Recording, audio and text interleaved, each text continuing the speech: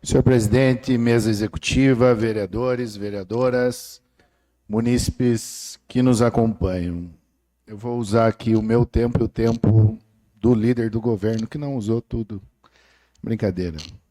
Queria também parabenizar esses docentes que foram premiados e vão participar, poder participar, né, receber essa bolsa, que é um incentivo do governo Lula, para que a gente melhore a educação cada vez mais. Só mais um dos programas do presidente Lula em Ponta Grossa. Temos algumas inaugurações importantes essa semana.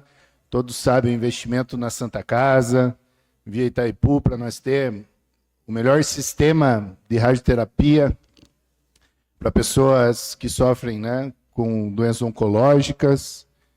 Investimento da Itaipu, do governo federal, através do Ministério da Saúde. Tem a torre do Hospital Universitário, com uma articulação do deputado federal Leão Machado. Temos agora a inauguração de uma UBS ali, né, no São José, que é também do PAC 2, e alguns CMEs e escolas, também do PAC, né, o Programa de Aceleração do Crescimento, que chega nos municípios auxiliando na estruturação e na infraestrutura nas áreas mais importantes. Então, é sempre bom lembrar, né, por mais que não queiram reconhecer, o governo Lula é o governo que investe em Ponta Grossa. Senhoras e senhores, eu gostaria de falar de um tema aqui, até porque é o mês da mulher, e existe uma articulação nacional muito importante de combate ao feminicídio, combate à misoginia. É de se espantar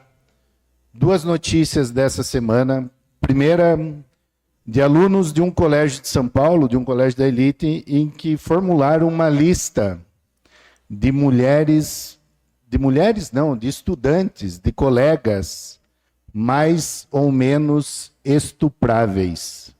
Fizeram um ranking, vereador pastor Ezequiel, foram suspensos, né, tomaram medidas, a escola tomou medidas, mas isso demonstra um sintoma da sociedade, que a violência contra a mulher, ela reside não só no ato da violência, naquele momento, ou até mesmo quando querem jogar culpa em cima da mulher pela vestimenta dela, pelo seu comportamento. A violência contra a mulher, ela é estruturada numa sociedade que pratica isso na adolescência, às vezes aprendeu na infância, porque senão não teriam feito. E existe um pacto nacional hoje envolvendo todos os poderes, o legislativo, o judiciário, o executivo, para que a gente faça esse pacto, que se transforme em políticas públicas, que se transforme em mudança cultural, sobretudo de nós, homens. Quem comete a violência contra a mulher são os homens. Então, nós somos os responsáveis por mudar esse cenário. E é como o presidente Lula falou, né? Toda a sociedade tem responsabilidade sobre isso, mas nós, homens, somos os mais responsáveis para mudar essa estrutura.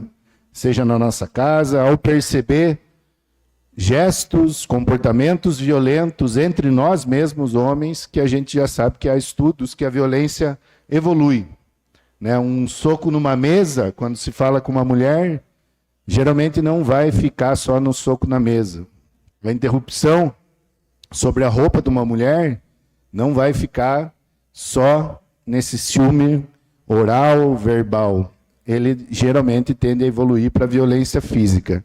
Em Ponta Grossa, a gente tem números também alarmantes. Eu peguei ali e vi no cenário da Justiça, nós temos 4 medidas protetivas por dia em Ponta Grossa, em média. Dá mais de 1.000 por ano. E no cenário nacional, a gente tem a morte de mulheres por feminicídio, em média de 4 por dia. Então, é o momento de nós, homens, nos colocarmos nessa batalha, porque vai depender da nossa mudança comportamental, do nosso engajamento nessa pauta, para que nossas filhas, nossas sobrinhas, nossos colegas, nossas mães, nossas irmãs, não sejam violentadas e nem assassinadas. E não depende de medidas, né, tão somente individuais. O caso da PM Gisele nos exemplifica isso. Era uma PM que tem condições de lidar com a violência em cenários de violência, em situações de violência, e isso não bastou para que ela não fosse assassinada pelo seu companheiro, também policial, que foi preso hoje, depois de um mês, né? Poderia ter sido preso em flagrante, mas pela patente que ocupava, provavelmente foi privilegiado de não ser preso em flagrante. Mas vejam, mesmo uma mulher com capacidade de manusear arma de fogo, se comportar em situações de violência, não conseguiu fugir da própria morte. Isso é indignante, então eu acho que nós da Câmara aqui, nós homens sobretudo, podemos entrar nesse pacto nacional chamado aí pelo governo federal. O segundo tema que eu gostaria de tratar, que está afetando toda a população brasileira e também está afetando aqui os pontagrossenses sobretudo, que é o aumento no preço do diesel devido à guerra que está ocorrendo no Irã. Pasmem, senhores, a região de Ponta Grossa é uma das regiões do Paraná em que mais se aumentou o preço do combustível nesses últimos dias.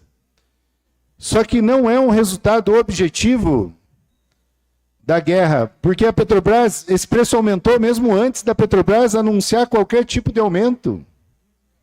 Então suspeita-se que já estão articulando um lockdown, que simplificadamente é uma greve dos patrões, dos empresários, para que ocorra uma greve de caminhoneiros para desgastar o governo Lula.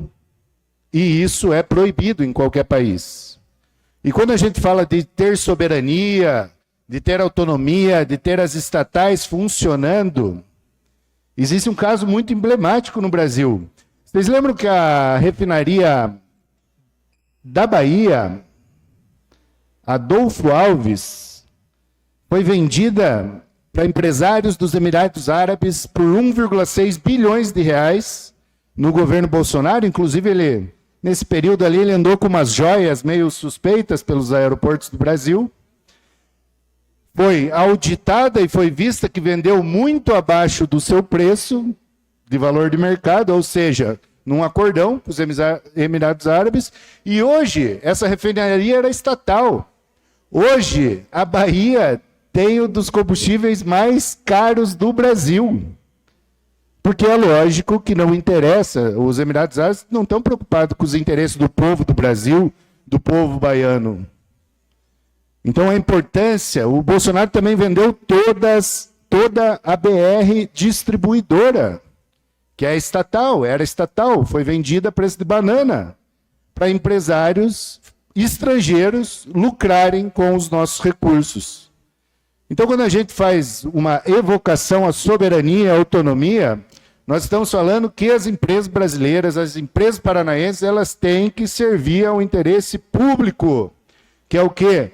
Um combustível mais barato, inclusive o Lula isentou PIS/COFINS do combustível e pediu para os governadores acompanharem a sua iniciativa e isentarem o ICMS, porque essa é uma guerra que não depende da nossa vontade, mas o povo brasileiro não pode sofrer com isso, e os governadores parece que estão na onda de tentar ferrar com o povo brasileiro para tentar desgastar o governo Lula. E aqui no Paraná, e eu aproveito para finalizar minha fala fazendo um convite, nós já vimos a experiência neoliberal do governo Beto Richa, do governador Ratinho Júnior, de entregar o nosso patrimônio para a iniciativa privada. O que aconteceu com a Sanepar? Que ainda é pública, mas já abriu o mercado desde 2006. Toda a ação da Sanepar é voltada para o lucro dos acionistas.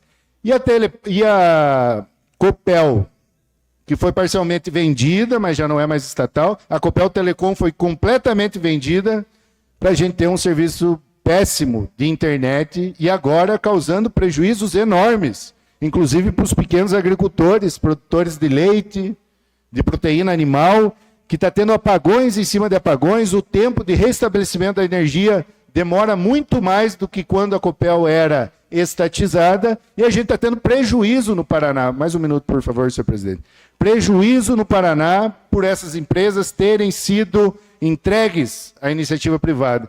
E não bastando toda a entrega que o Ratinho fez, ele está tentando vender os dados dos paranaenses através da venda da Celepar. É aquilo que eu sempre falo. Governante que não quer governar coisa pública, quer entregar para os seus amigos, como faz a prefeita Elizabeth, inclusive, não deveria nem disputar a eleição.